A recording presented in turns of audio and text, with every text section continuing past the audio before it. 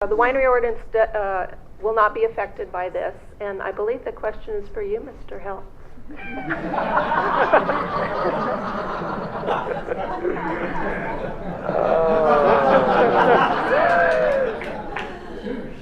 There's a couple of questions to me. I was trying to shuffle them out. One of them was, where'd you buy that great jacket? Could I make a comment on that? I did allude to the fact that they're using the Napa model, and there was a hammer put down in Napa, and restrictions on weddings and such. And so to say that the winery industry should not be concerned, should not be at the table, should not be addressing this is I can't believe it's being said.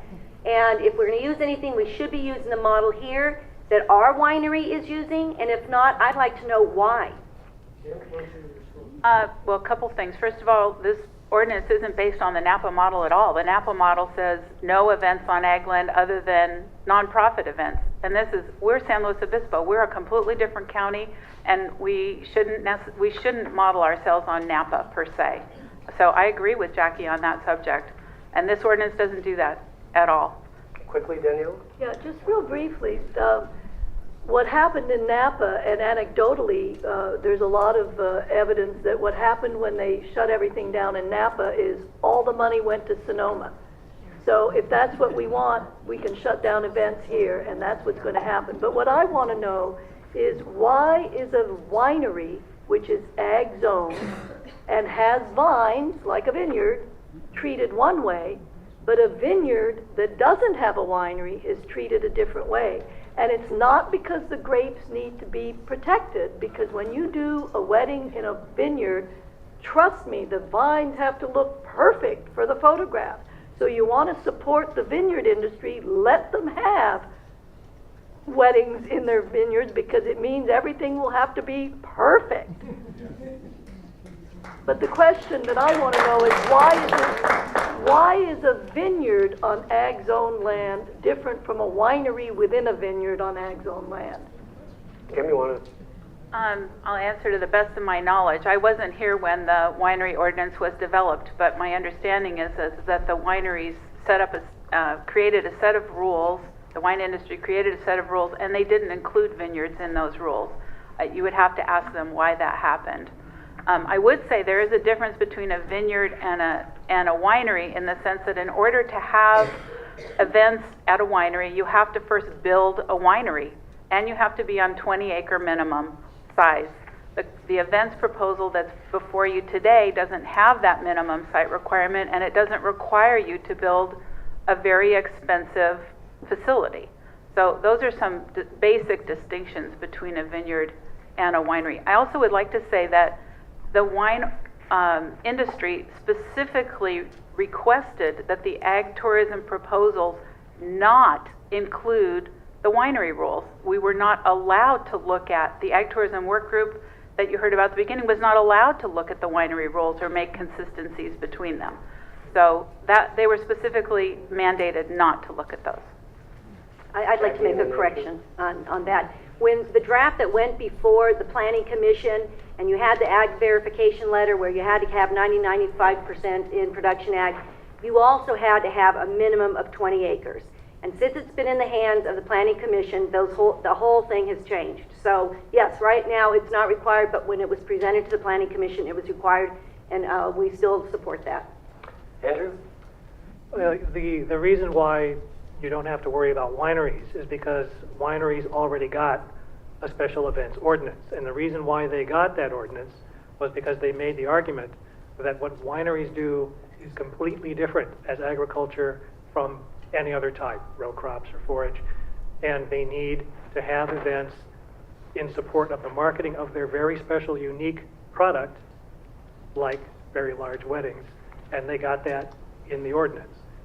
And that's what it says, and it's pretty much a long stretch to even think that any appointed or elected official in San Luis Obispo County is ever going to think about opening that back up and saying, we want to put some restrictions on how you do business. It's just not going to happen. Not in this county. Get another question in, Danielle, and I'm sure you're going to want to answer.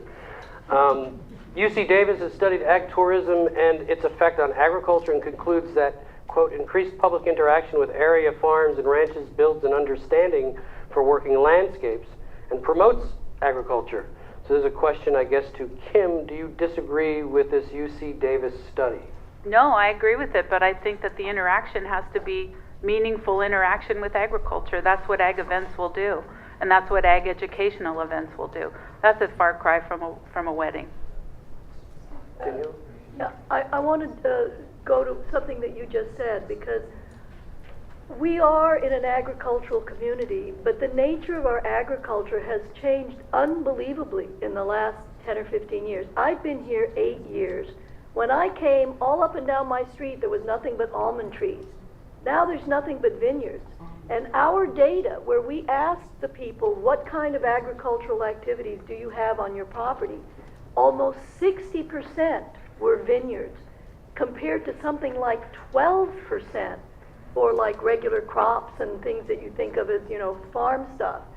And that brings us exactly into the type of issues that the Virginia study that I talked about dealt with, which is that when you have vineyards, you have something like 4 or 5 years before there's any return whatsoever on a huge investment.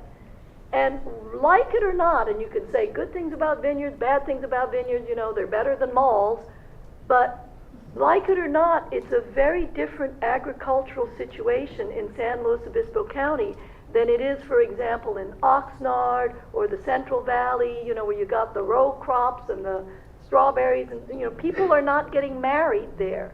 They're coming here because of the vineyards. And because the vineyard has kind of taken over the agriculture of this area, we have to really look at it in a different way. Okay, just a few more questions, and we're going to get to closing statements, and I appreciate all of these good questions. And I guess this is for Karen, which she can probably try to throw back to me eventually. When do you think the timeline for this ordinance, or what is the timeline for this ordinance? When do you think it'll make its way through this process and eventually get before the board? And I have a few questions of the same, basically the same sense.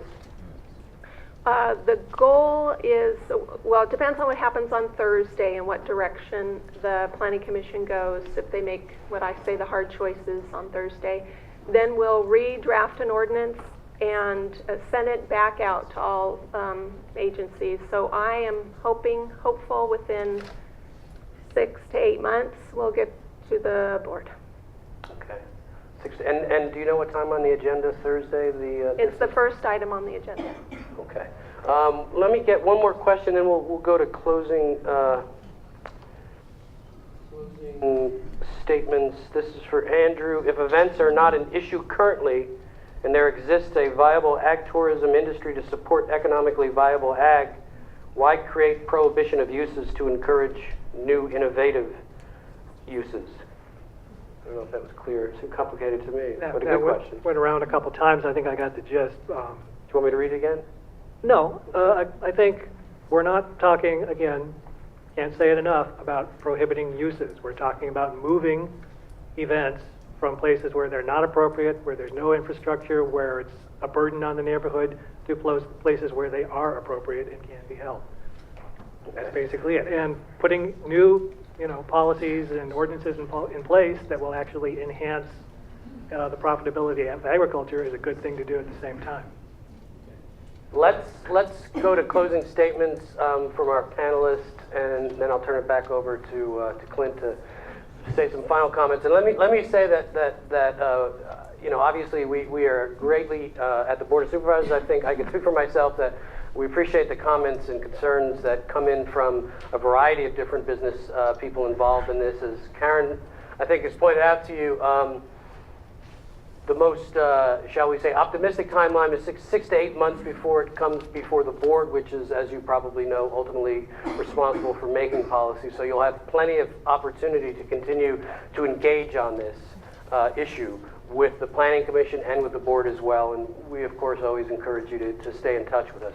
So let's go in the opposite direction. 1 minute closing statements, if we could, from each of our panelists. Daniela, you're up first then.